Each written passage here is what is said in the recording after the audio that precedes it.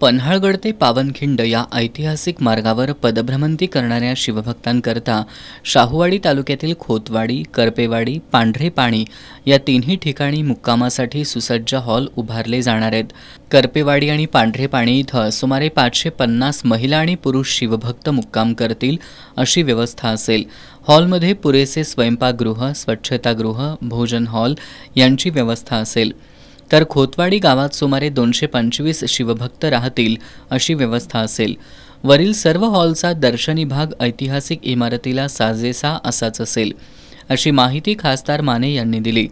पन्हाळा पावनखिंड मार्गावर पदभ्रमंती करणाऱ्या शिवभक्तांच्या मार्गदर्शनाकरता दिशादर्शक फलक, माहिती फलक आणि या मार्गावरील गावांच्या शेजारी स्वच्छतागृह बांधणं तसंच मार्गदर्शनासाठी ठिकठिकाणी सुमारे 40 फूट उंचीचे ध्वजस्तंभ उभारणं, ठिकठिकाणी पिण्याच्या पाण्याच्या सोयीकरता पाणपोई आणि आंबेवाडीला असणाऱ्या हॉल शेजारी स्वयंपाकगृह बांधण्यात येणार आहे।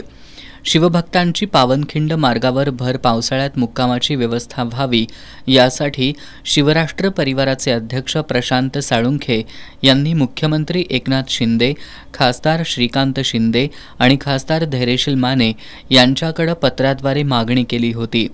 त्यानुसार खासदार धैर्यशील माने, मुख्यमंत्र्यांचे विशेष कार्य अधिकारी मंगेश चिवटे, प्रशांत साळुंखे, डॉक्टर श्रीकांत शिंदे फाउंडेशनचे समन्वयक युवराज काकडे यांनी सातत्यानं पाठपुरावा केला।